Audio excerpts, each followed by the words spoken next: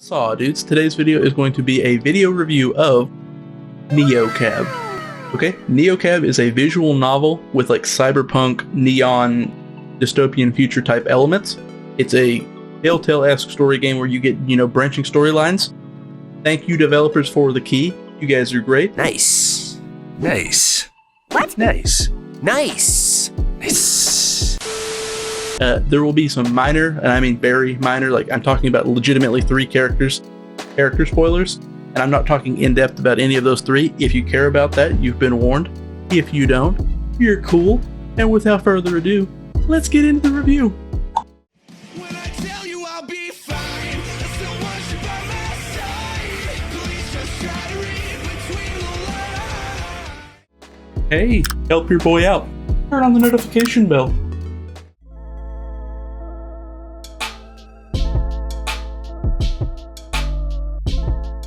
Without saying too much as to not spoil important background elements, you start the game as one of the last human cab drivers left in the world.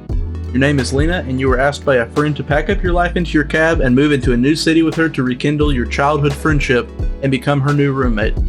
The cab company you work for also happens to service the area of Los Ojos, which is the city that your friend conveniently asked you to move to.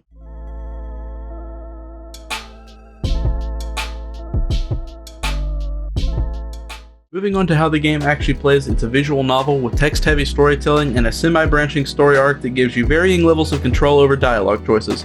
Reiterating the last thing I just said about the varying levels of control is something that I'll talk about in a moment called a feel grid. The feel grid limits conversation choices by making it where you can't actually answer situations how you personally want to. It's a story element where if Lina is too upset or too scared, she is completely locked off from certain choices. There are times in the game, especially later on in the story, where I really wanted to answer a certain way and I just couldn't. The gameplay loop is as follows. Lina packs up her life into her cab, moves out to the new city with her friend, and spends her working days behind the wheel of her cab.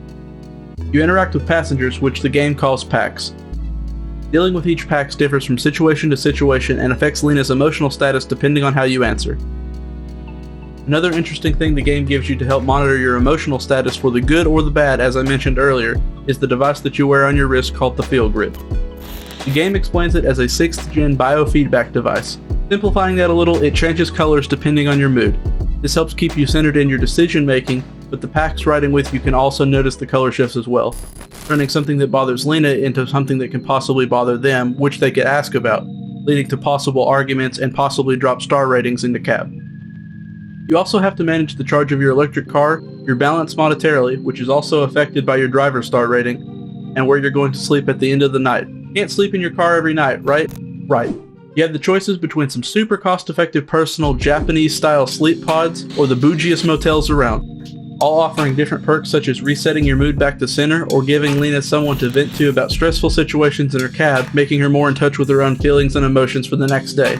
Moving on to the difference in people you interact with that I mentioned earlier, let's talk about the packs. The packs vary widely from one another. For instance, one of the first packs that you meet is named Liam Baird. Liam is part of a ruthless tech company, and he is on vacation traveling around the world living out his true dream of being a photographer. A second character you end up running into along your journey is a young lady, Gideon DeKalb.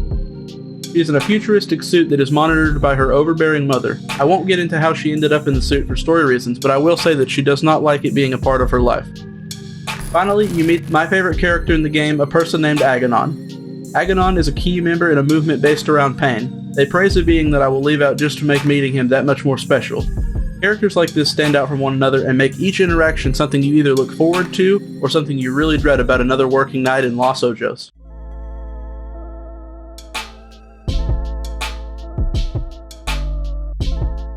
The art style of this game pulls from a lot of other notable styles. The first one that came to my mind was CD Projekt Red's unreleased IP, Cyberpunk, and games like it.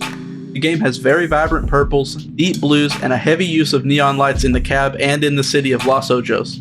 It also follows a noir-esque storyline with dialogue choices not always being so black and white. A lot of narrative between characters leans into the gray area morally or otherwise. The animations on characters for the most part is very well thought out, very fluid, and makes the game feel less like a visual novel and more like a beautiful piece of art that also has a story that you decide. Another thing to add to the beauty of this game is the soundtrack. The music in this game bumps and adds a lot of tension to certain parts of the game, with certain songs tuning in and out of the conversations at hand. Songs also get introduced in an order where it feels like every time you're entering a new area of the city or a new night of driving, a new song is selected so that you aren't hearing the same song on repeat.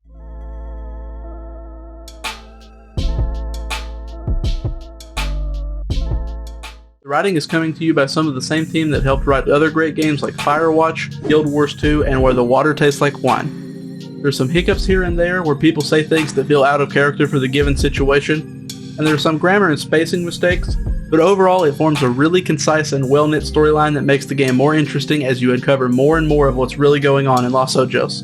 Anyone that likes story-driven games and values good writing will not be upset playing through this game, and seeing the branching Telltale story type makes it just that much better.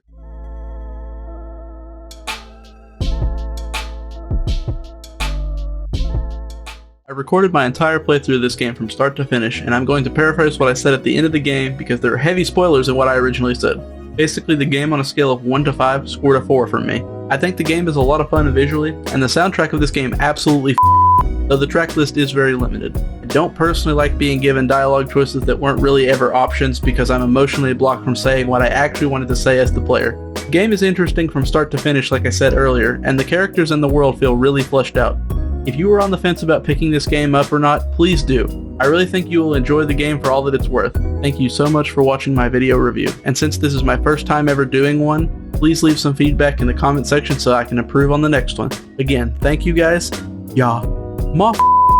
Yay. So dudes, thank you guys again so much for watching this review.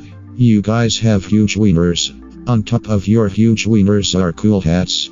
The image that you are seeing on screen right now is from a guy on Steam that left a review. He is a legend and so are you guys. Helicopter editing Noah, away.